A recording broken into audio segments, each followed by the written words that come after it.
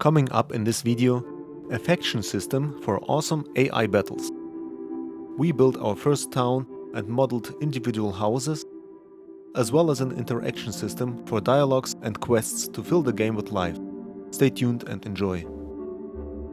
But first of all, hi guys, and thank you for tuning in to my second indie game devlog. It has been 7 months since the last update, and I've made some big and interesting progress. Let's begin with the faction system. I'm aiming for the combat to be something like a horde survival game, inspired by Vampire Survivors, lots of enemies, just not that extreme. But this kind of gameplay doesn't translate too well into a 3D game unless it's some kind of auto shooter, and that's exactly where allies come into play. Friendly factions like town guards will be an essential part of the gameplay to help you hold against enemy hordes. Later they'll be upgradable with their own perks like squad sizes, their composition and overall strength, but first they must be able to differentiate between enemies and friends. This little parameter and a lot of logic as well as sweat and tears behind it changes the faction of the AI and defines friends and enemies. The player is also part of a faction and AIs are not aggressive towards their own faction. Setting this up was quite extensive, since this logic needed to be integrated into the dynamic combat system. It's working relatively well now, but there's still the problem that ranged attacks, like arrows and spells, don't distinguish between factions and are therefore prone to friendly fire.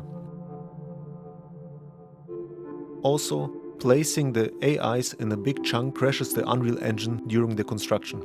So there needs to be a spawn and wave management system, but that's going to be the topic for the next video, so feel free to subscribe so you don't miss anything. Anyway, the faction system is a major part of the gameplay and a huge milestone behind me. Now there is actual gameplay to enjoy. And just a little side note, I'm currently mostly focusing on reporting the progress of the devlog, so if you are interested into the actual blueprint development or programming, call it however you want it, just write it in the comment section and I will feature it in the next videos. Next up is the town building.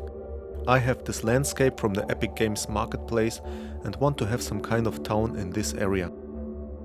I went through some brainstorming and definitely want to have some kind of different districts, also slums and rich people housing for maybe some interesting quests and dialogue options.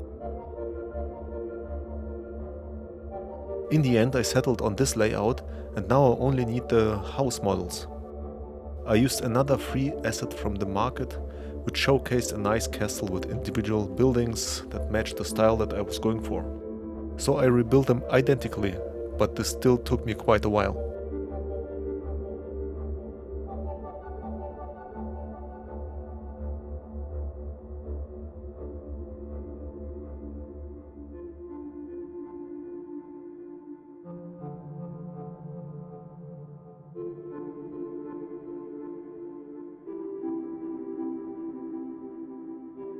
After everything was done, I placed them without adapting the landscape at all, so they are not adapted to the height and are floating or dug into the ground, but this way I have the freedom to change everything without botching the landscape.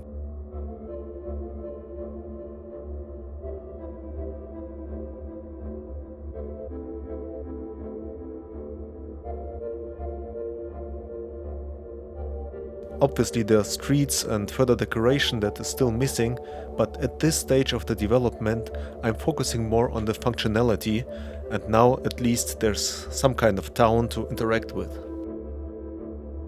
Speaking of interactions, in the last devlog I mentioned that there's a predecessor to this game and I want to migrate some of the functions into this new game, like the minimap, day-night cycle and also the old school type dialogue system.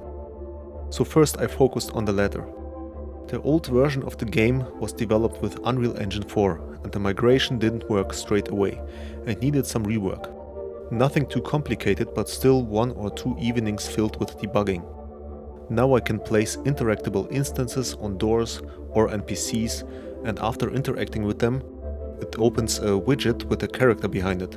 There will be dialogues and quests, trainers for your characters, shops and town upgrades built upon this interaction system.